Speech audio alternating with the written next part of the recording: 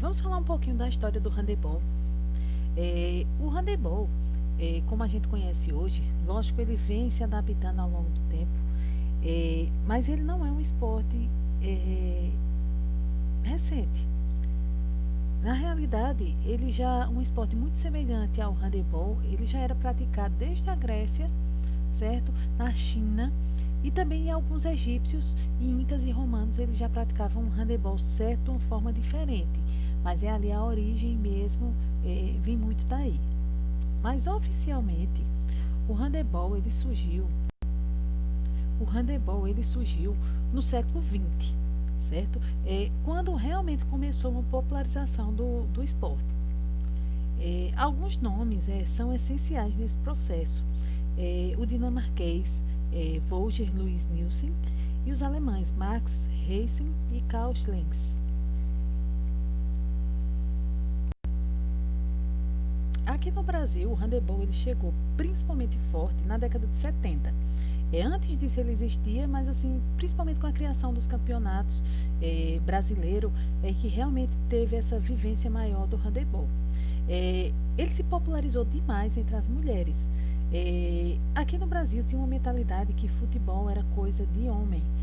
Então, quando chegou o handebol aqui, eles colocaram aquilo na cabeça que o handebol era coisa de mulheres, certo? A gente sabe que ainda hoje o handebol ele é muito visto dessa forma, de um esporte mais leve para as mulheres, mas quem realmente conhece o handebol sabe realmente do vigor que precisa ter para se jogar handebol, certo? Independente do sexo, independente do gênero, a importância de realmente ter um condicionamento físico bom, realmente para se praticar o handebol hoje em dia, independente de ser homem ou mulher, é muito grande. Continuando um pouquinho da história do handebol aqui no Brasil, o handebol masculino, hoje aqui no Brasil, ele não tem uma expressão muito grande.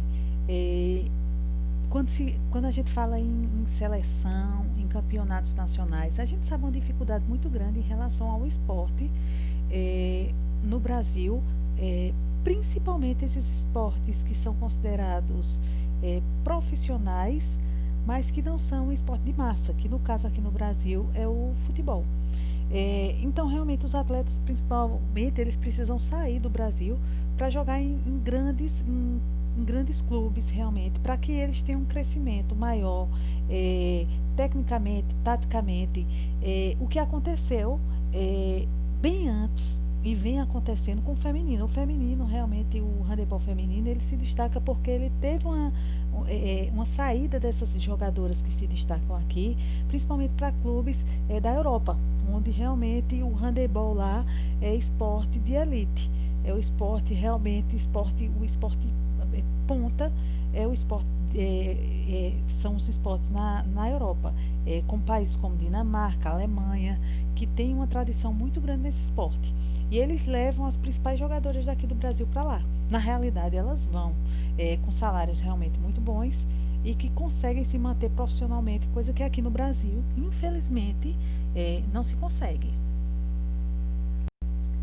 Vamos conhecer agora um pouquinho a quadra de handebol. Uma quadra oficial de handebol, ela é retangular, né? Mede 40 metros por 20 metros. Para vocês terem ideia, é quase o dobro de largura e comprimento da quadra da nossa escola, certo? Onde a quadra da nossa escola tem 26 metros de comprimento por 15 de largura. Então, realmente, a proporção é bem diferente, mas só para vocês terem ideia, na realidade ela mede 40 metros por 20 metros de largura. Vocês podem ver aí, nessa zona, nessa partezinha que está pintada de amarelo, é a zona do goleiro. Nela apenas o goleiro pode ter acesso a essa área, certo? Na partezinha, quando a gente for ver um pouquinho mais a parte de regra, porque realmente as regras do handebol, a gente vai ver muita coisa, mas apenas o goleiro pode ficar aqui dentro. Os outros jogadores, eles têm que ficar fora dessa área, certo? Vocês podem ver aí também a marca de 9 metros, que é aquela linhazinha tracejada. Qualquer falta que acontece no handebol, dentro dessa marcaçãozinha aí, dentro desses 9 metros, ela é cobrada fora dessa linhazinha pontilhada, tá certo? Mais próximo do local da falta. Podem ver também a linha de 6 metros aí, a marca de 6 metros, tá certo? Que é justamente a perimetria da área do goleiro. Outra coisa também, vocês podem ver aí a marca de 7 metros. Essa marca de 7 metros é onde acontece a cobrança de 7 metros, o tiro de 7 metros, que é considerado um pênalti, como se fosse um pênalti no handebol, certo? As substituições no handebol, elas acontecem num lugar específico. O jogador, ele pode entrar e sair do jogo a qualquer momento, desde que o jogador que ele for entrar no lugar dele saia primeiro para depois ele entrar. Mas ele não precisa pedir autorização do árbitro para estar entrando e saindo do jogo. É uma zona de 4,45 m que fica na parte central da quadra, tá certo? Próximo aos bancos de reserva. A baliza, que é a trave, né, do handebol, ela é muito parecida com a baliza do futsal, que vocês tanto conhecem. Só que ela é quadrada. Ela não é daquela forma cilíndrica, tá certo? Mas isso é regra, apenas regra. Lá na escola, por exemplo, a gente utiliza a baliza normal, porque tanto a altura quanto comprimento, quanto profundidade também, ela é igual à do futsal. Vamos falar um pouquinho agora de algumas regras do handebol. Mais para frente a gente vai abordar um pouquinho mais essa questão das regras, mas de início vamos conhecer um pouquinho as regras básicas, tá certo? Em relação ao tempo de jogo, o tempo de jogo de handebol, ele acontece com 2 tempos de 30, certo? Com intervalo de 10 minutos entre os tempos. Isso em competições oficiais e adultas. Em jogos escolares, jogos regionais, jogos estaduais, depende também da categoria. Tudo isso vai depender do regulamento de cada jogo. Mas oficialmente, uma partida oficial, ela tem 2 tempos de 30 minutos com intervalo de 10 minutos, certo? Em relação ao número de jogadores, uma partida de handebol, para ela acontecer, ela tem que ter 7 jogadores de cada lado, certo? Em cada equipe, geralmente são 14 jogadores, 7 jogando e 7 no banco. Lógico, elas também precisam ter um técnico. Todas as equipes precisam ter um técnico. Desses 7 jogadores, um é o goleiro e os outros 6 são jogadores de linha. Estão realmente em jogo, participando ativamente, ataque e defesa, certo? Em relação à posse de bola, temos algumas regrinhas específicas em relação à posse de bola. Diferentemente de outras modalidades, no handebol existem 2 regras básicas para quem está com a bola, tá certo? Segurá-la por no máximo 3 segundos. O jogador não pode passar muito tempo com essa bola na mão, por isso, pela própria dinâmica do jogo, mas é regra mesmo, ele não pode ficar parado segurando essa bola, tá certo? Mesmo que ela esteja em contato com o solo, ele precisa pelo menos dar 3 passos com a bola na mão para poder fazer esse passe ou começar numa movimentação com o drible, tá bem? Outra coisa também, vamos falar agora um pouquinho sobre a área do goleiro. A área do goleiro, como eu disse lá, quando mostrei para vocês um pouquinho sobre a quadra de handebol, como o próprio nome diz, apenas o goleiro defensivo pode entrar dentro dessa área, certo? Ela é exclusivamente do goleiro. O goleiro, ele tem uma regrinha específica. O goleiro, ele é o único jogador que pode bater com qualquer parte do corpo em função de defesa a bola. A bola pode tocar em qualquer parte do corpo dele. Rosto, pé, perna, ele pode até inclusive fazer uma defesa meio que chutando a bola, sem problema nenhum. Os demais jogadores, eles não podem realmente ter esse contato do joelho para baixo com a bola. Tá bem? Em relação à área do goleiro, também nenhum jogador pode ter acesso dentro dessa área do goleiro. Como o próprio nome diz, bem nitidamente, é apenas do goleiro. Inclusive pisar na linha dessa área, certo?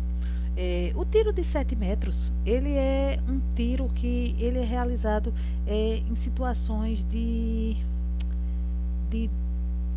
de faltas mais agressivas e quase situações de gol. Por isso ele é considerado como se fosse um pênalti, mas essa palavra pênalti realmente não existe no handebol, certo? É, outra regrinha básica também diz respeito ao tiro livre. O jogador ele tem que estar parado para cobrar um tiro livre, que na realidade é uma falta, certo? Voltando um pouquinho no tiro de 7 metros, o jogador que ele vai cobrar, fazer a cobrança dos 7 metros, ele tem que estar com o pé totalmente parado, em contato com o solo, tá certo? Ele não pode pular para realizar essa finalização. Outra regrinha básica também diz respeito aos laterais. Quando a bola sai na linha lateral, o jogador ele repõe a bola fazendo o contato do pé com a linha, tá bem?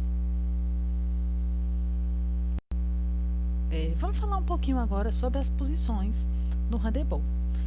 Como a gente já viu um pouquinho, a primeira posição, o goleiro, certo? Que tem as suas regras específicas.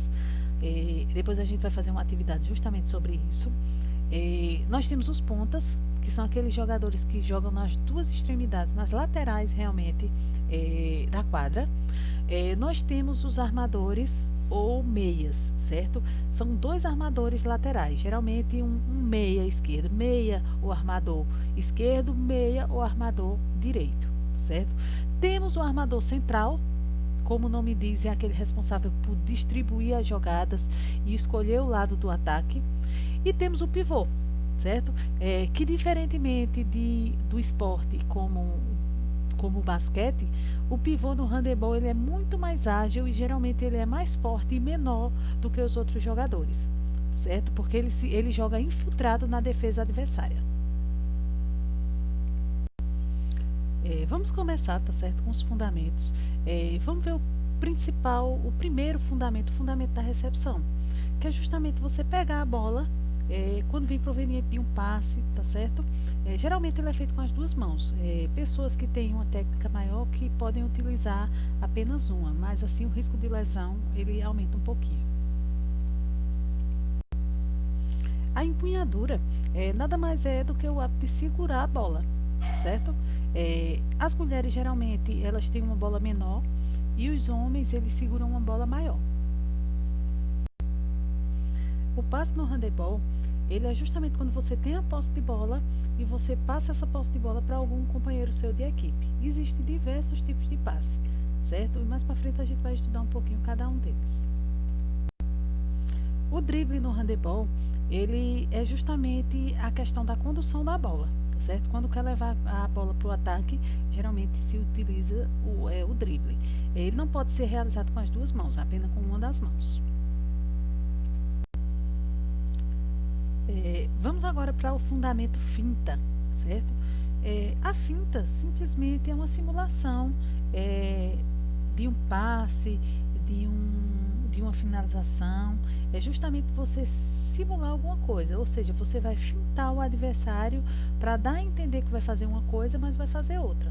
Isso é uma finta. Para finalizar, vamos conhecer o último fundamento, que é o fundamento do arremesso, certo? O arremesso é a finalização da jogada, apenas isso. Geralmente contra a baliza adversária com a intenção de marcar o gol. Bem, gente, para finalizar, tá certo, a aula de hoje, eu vou querer que vocês assistam alguns vídeos sobre handebol. Eu vou deixar o link para que vocês acessem, tá certo? Mas deem uma olhadinha como o jogo acontece, tentem fazer essa correlação com o que foi falado aqui, com o que foi explicado para vocês que entendam um pouquinho. A gente sabe dessa dificuldade, desse momento, da gente realmente não ter as aulas práticas, que ia ajudar bastante vocês entenderem, mas a grande maioria já visualizou alguma coisa, seja nos jogos internos, seja jogos escolares, mas é importante vocês fazerem essa relação aí, tanto com as regras quanto aos fundamentos, tá bem? Então é importante vocês assistam também, certo? Vou deixar alguns videozinhos curtos que vocês assistam, vou colocar mais em caráter mais mundial, para que realmente vocês vejam com uma qualidade melhor e entendam melhor o jogo, tá bem? Fiquem com Deus, certo? E até a próxima.